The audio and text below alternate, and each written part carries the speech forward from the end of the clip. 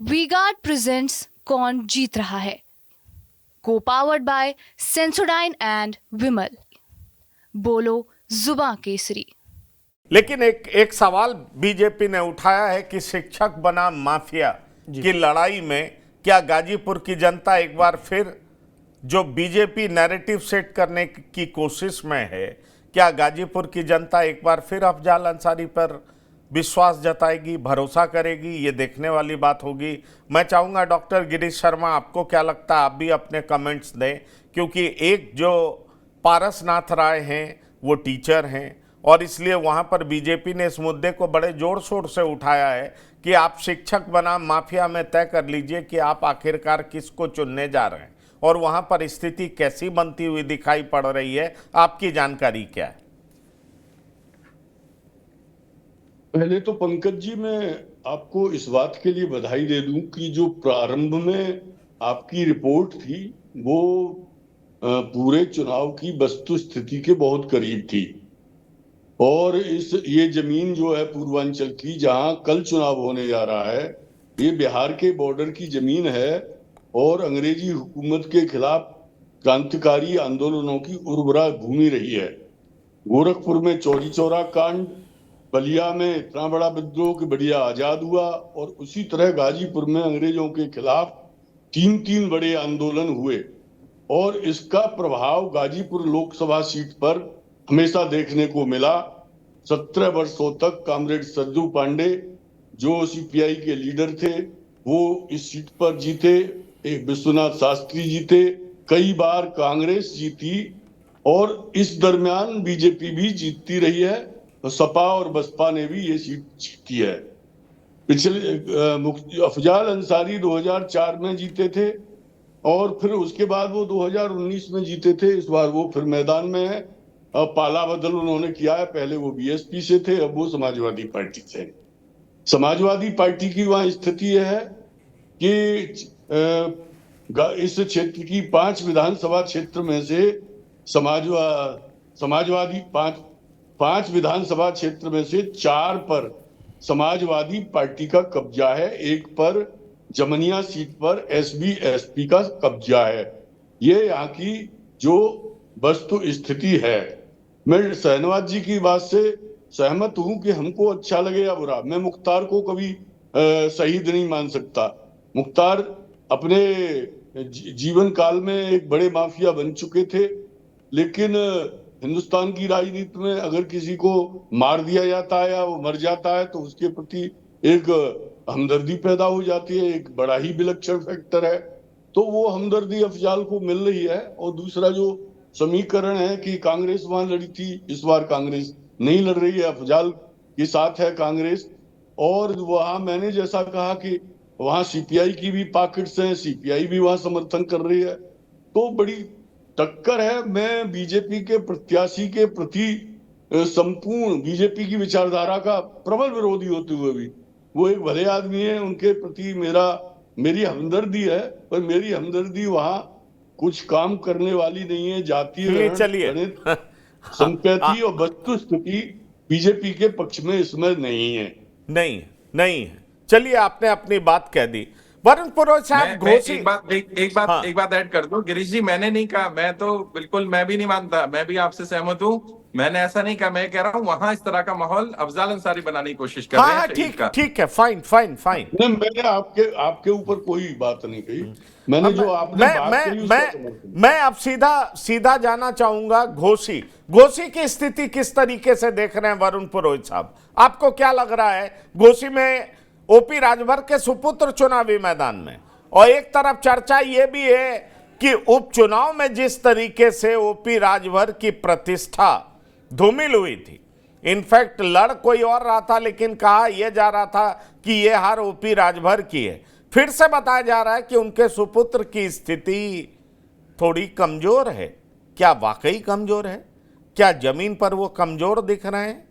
क्या स्थिति उनके प्रतिकूल है? और अगर ऐसा होता है तो निश्चित तौर पर यह उनके लिए दोहरा झटका होगा।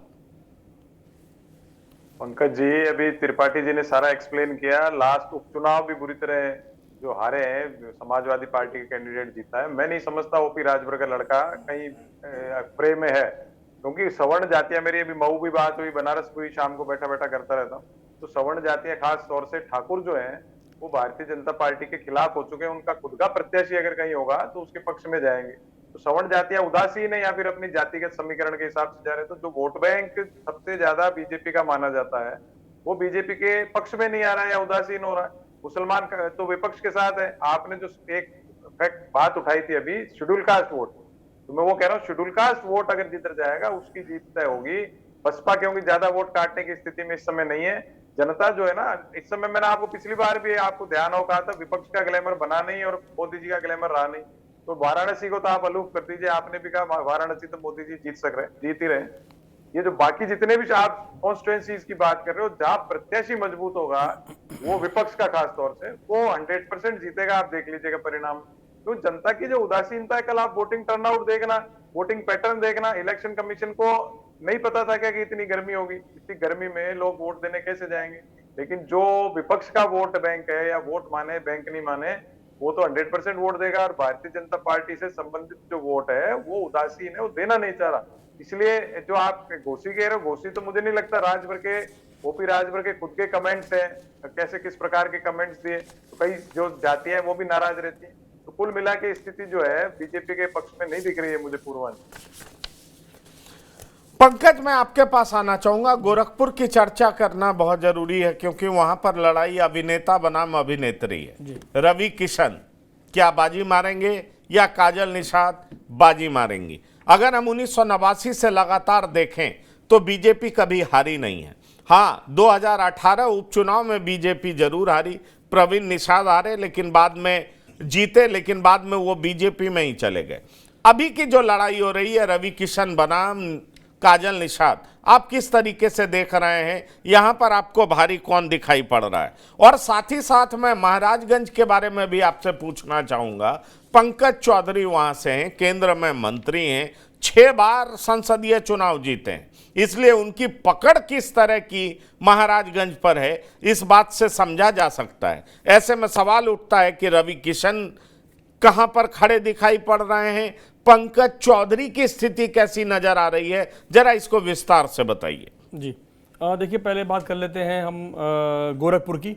गोरखपुर इस पूरे पूर्वांचल में सबसे हॉट सीट बननी चाहिए थी, हालांकि चूंकि घोसी बन गई है इस वजह से, क्योंकि बीजेपी की सीट बुरी तरह फंस गई है और वहां प्रतिष्ठा भी लगी हुई है। खैर, गोरखपुर में देखिए क्या है कि पंकज जी, अभी जो रवि किशन जी की जो स्थिति है वो ये मान रहे थे कि जैसे कि भाई भाजपा ये सीट कभी हारी नहीं, और जब हारी थी उपचुनाव में तो उस समय सपा और बसपा सब लोग साथ मिलकर लड़ रहे थे, इसलिए वो सीट हार गए थे। तो जाहिर सी बात है कि जातिगत गणित वो चाबी है कि बड़े से बड़ा जो है बंद ताला भी खुल सकता है, ये बात बड़ी साफ है। और खास तौर से पूर्वांचल में, और पूर्वांचल में इन चीज़ों पर वोट पड़ता है। इन पूर्वांचल के लोगों को इससे फर्क पड़ता है और इससे चुनावी जीत हार जीत तय होती है, कोई कितना बड़ा नेता हो, कितना भी छोटा नेता हो। काजल निषाद को जो लग रहा था कि शुरू में कि भाई वो एक इतनी हाई प्रोफाइल सीट है कि वहां पर विपक्ष या काजल निषाद जैसा जो कि पारंपरिक, जिसे हम कहते हैं ना, परंपरागत नेता नहीं है ना, वो वहां पर बहुत पीछे हो जाएंगी। लेकिन ऐसा हुआ नहीं, क्योंकि होता क्या है कि आपके साथ आपका जो, जब आप एक पार्टी के कैंडिडेट होते हैं और जब आप मुख्य विपक्षी दल होते हैं तो आपके साथ पार्टी का जो कोर वोट होता है, जो काडर वोट होता है, वो भी जुड़ता है। और अखिलेश यादव भी वहां पर जो है सभाएं कर चुके हैं। तो जो और इसके साथ साथ एक चीज़ और है वहाँ पर, जो संजय निषाद वाली जो बात है, संजय निषाद वाला फैक्टर वहाँ पर नेगेटिव काम कर रहा है, ऐसी रिपोर्ट्स वहाँ से हैं। जब लोगों से वहाँ बात की गई तो लोगों ने बताया कि रवि किशन, चूंकि मैंने कहा ना कि जो सांसद के प्रति नाराजगी, एक जनप्रतिनिधि जब आदमी चुनता है तो प्रधान से लेकर प्रधानमंत्री तक जो उसका सबसे पहला प्रतिनिधि होता है, वो उम्मीद करता है कि वो उसके पास अगर 5 साल में भी कोई एक बार काम पड़े तो उसका वो काम कम से कम हो जाए। और सांसद के पास काम क्या रहता है? देखिए, बहुत ज़्यादा हुआ थाने में फ़ोन करना, चिट्ठी लिखना, किसी का एडमिशन हुआ है ना, बाकी चीज़ें। अगर इस तरह की चीज़ों के लिए आप अवेलेबल नहीं है, सबसे बड़ी बात होती है पंकज जी, देखिए अवेलेबिलिटी।